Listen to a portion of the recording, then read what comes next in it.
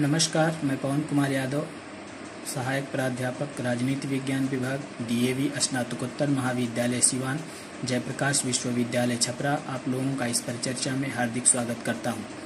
आज हम परास्नातक राजनीति विज्ञान द्वितीय सेमेस्टर के अष्टम प्रपत्र रिसर्च मेथोडोलॉजी शोध विधि के एक महत्वपूर्ण उपभाग sampling type significance and limitations प्रतिदर्शन, इसके प्रकार, इसके महत्व और इसकी सीमाओं की चर्चा करेंगे।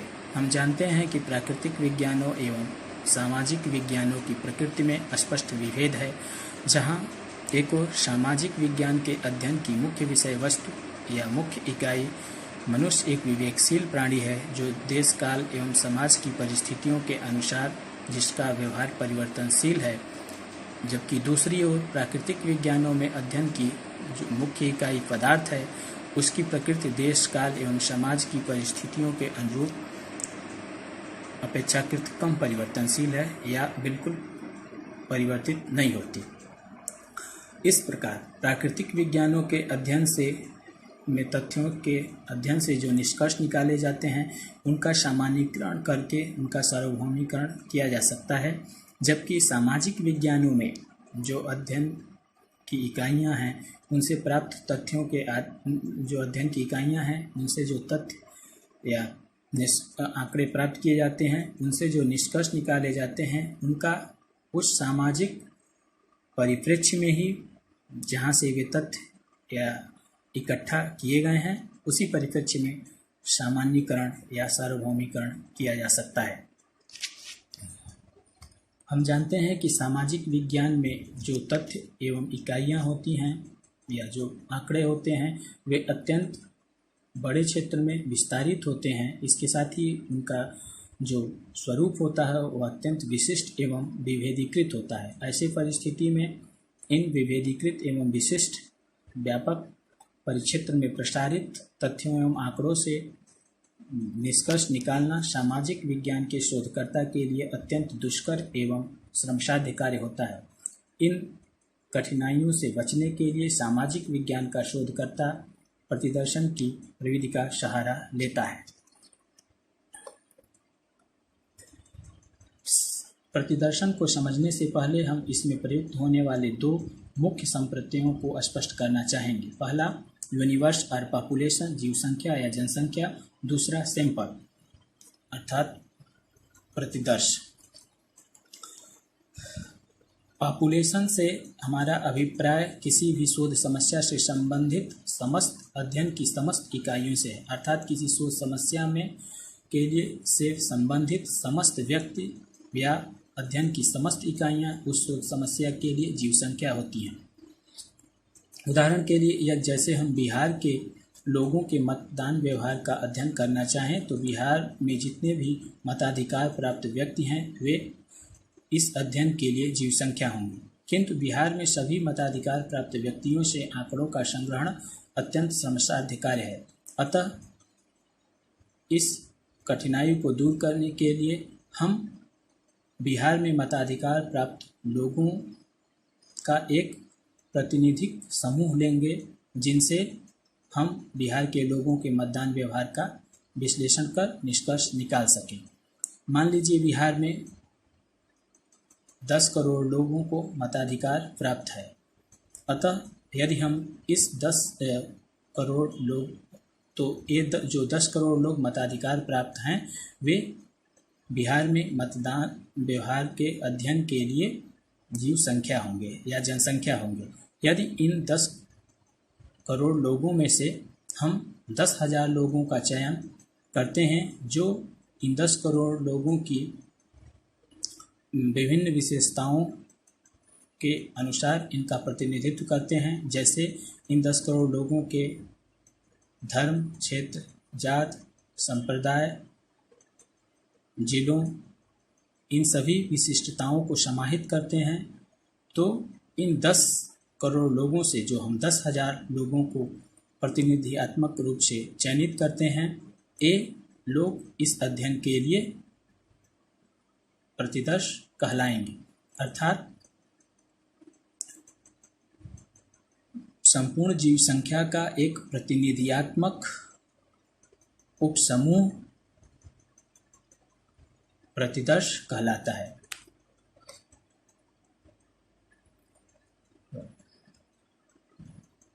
अर्थात बिहार के लोगों के मतदान व्यवहार के अध्ययन के लिए संपूर्ण जीव संख्या 10 करोड़ लोग हैं, जबकि इन 10 करोड़ लोगों का वास्तव में प्रतिनिध्यात्मक स्वरूप जो प्रस्तुत करने वाले जिन 10,000 लोगों का आंकड़ों के संग्रहण के लिए वास्तव में निर्धारण किया गया है, वे इस अध्ययन के लिए प्रतिदर्श होंगे।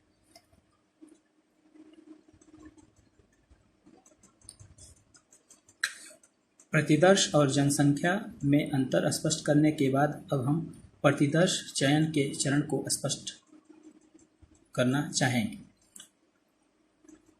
प्रतिदर्श चयन के निम्नलिखित 7 चरण हैं। पहला, डिफाइन द टारगेटेड पॉपुलेशन। जिस जनसंख्या का अध्ययन करना है उसका परिभाषीकरण, अर्थात जिस सोच समस्या से संबंधित हमारे जीव संख्या या जनसंख्या में जो भी इकाइयाँ आती हैं, सबसे पहले हम उनका स्पष्ट परिभाषीकरण करते हैं। दूसरा है सेलेक्ट सैम्पलिंग फ्रेम। उसके पश्चात हम प्रतिदर्शन के फ्रेम का चयन करते हैं। तीसरा है डिटरमाइन सैम्पलिंग मेथड। प्रतिदर्शन की विधि का निर्धारण। प्रतिदर्शन की अनेक विधियां हैं, अतः किसी विशिष्ट अध्ययन के लिए कौन सी प्रतिदर्शन आंकड़ों के संग्रहण के लिए कौन से प्रतिदर्शन की प्रविधि सबसे उपयुक्त है उसका निर्धारण किया जाता है। Plan procedure for selecting sampling. प्रतिदर्श इकाई के चयन की प्रक्रिया का निर्धारण करना चौथा चरण है। प्रतिदर्श इकाई के चयन की प्रक्रिया का निर्धारण करना, अर्थात वास्तव में प्रतिदर्श की प्रत्येक इकाई के चयन के लिए कौन सी प्रक्रिया हम अपनाएं। उसके बाद से डिटरमाइन सैंपल साइज। प्रतिदर्श के आकार का निर्धारण करना, अर्थात संपूर्ण जीव संख्या का कितना भाग हम चयनित करें जो उस जीव संख्या का प्रतिनिधित्व वास्तव में करता है। अर्थात किसी भी जीव संख्या से उसका कितना भाग हम चयनित करें जो उसका वास्तव में प्रतिनिधित्व करता है। अर्थात यदि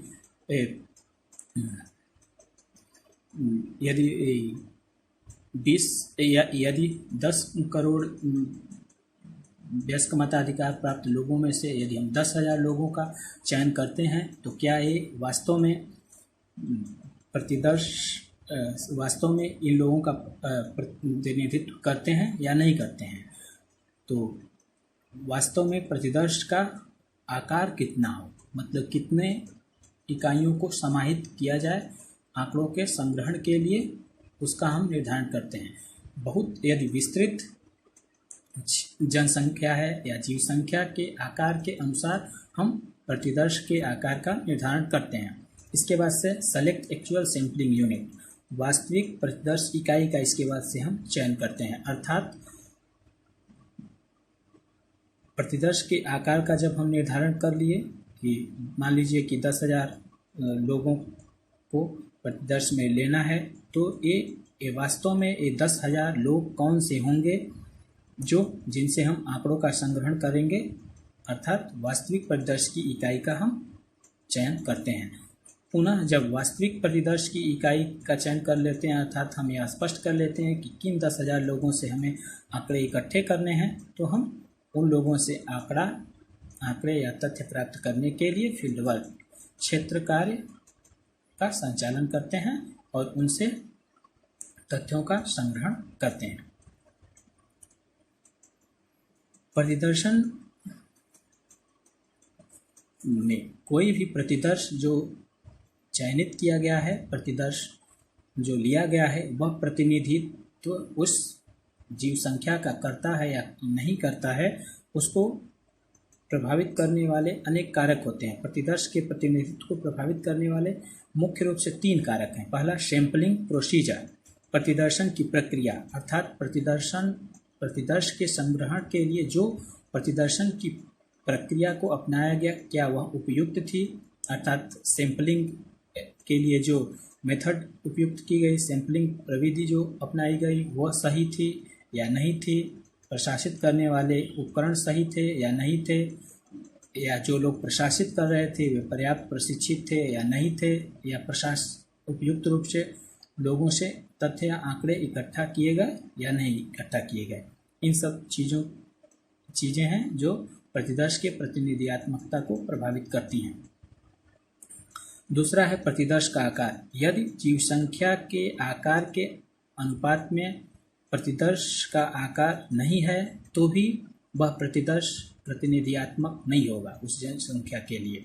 इसके साथ ही जीव संख्या की समस्त विशेषताओं या विशिष्टताओं का भी यदि वह प्रतिनिधित्व नहीं करता है तो वह प्रतिदर्श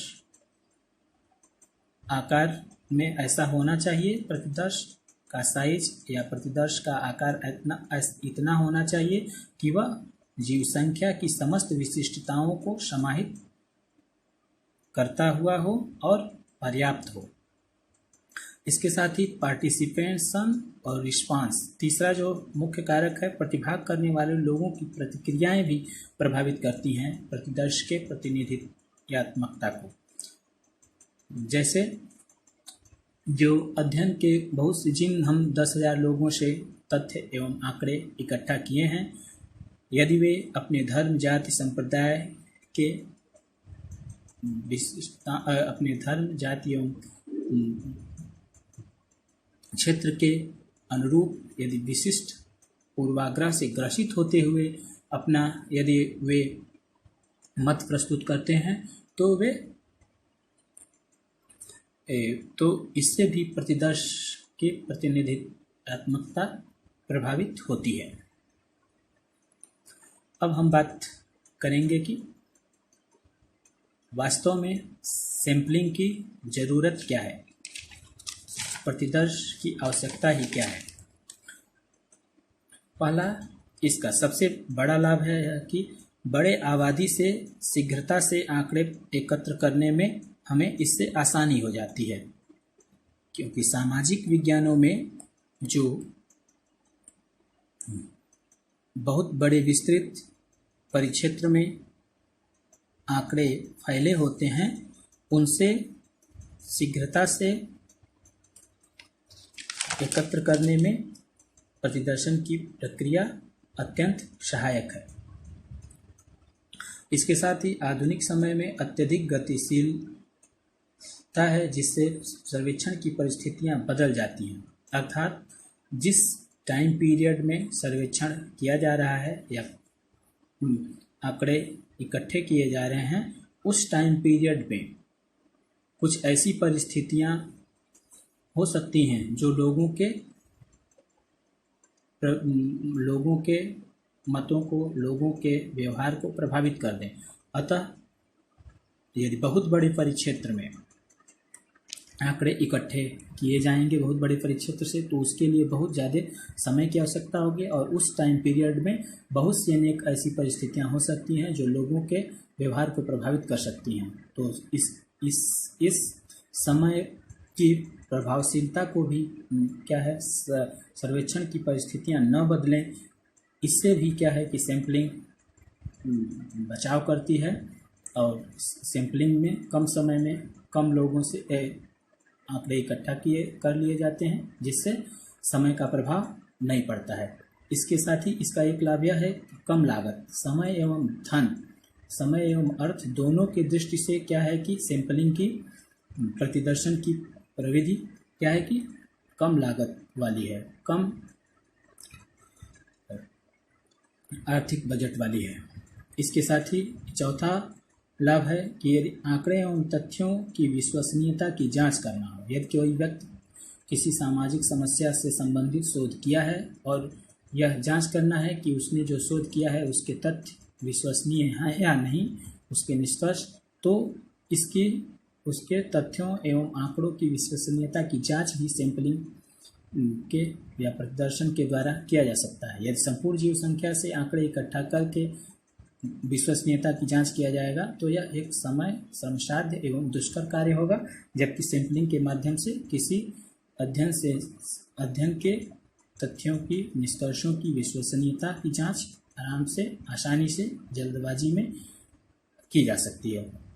इसके साथ ही प्रशासनिक दृष्टिकोण से भी, अर्थात सैंपलिंग की प्रक्रिया प्रशासन के दृष्टिकोण से भी तथ्यों के संग्रहण में जो प्रक्रिया अपनाई जा रही है, जो शोध उपकरण के प्रशासित करने की प्रक्रिया है, इन सब के दृष्टिकोण से भी जो प्रतिदर्शन की प्रक्रिया है वह अत्यंत मितव्ययी है। इसके साथ ही प्रतिदर्शन की कुछ सीमाएं हैं, जैसे जब जनसंख्या की प्रत्येक इकाई की विशेषताओं के बारे में जानकारी पर्याप्त नहीं है, तब ऐसी परिस्थिति में हम यदि उस जनसंख्या से प्रतिदर्श का संग्रहण करते हैं तो वह प्रतिनिधियात्मक नहीं होगा।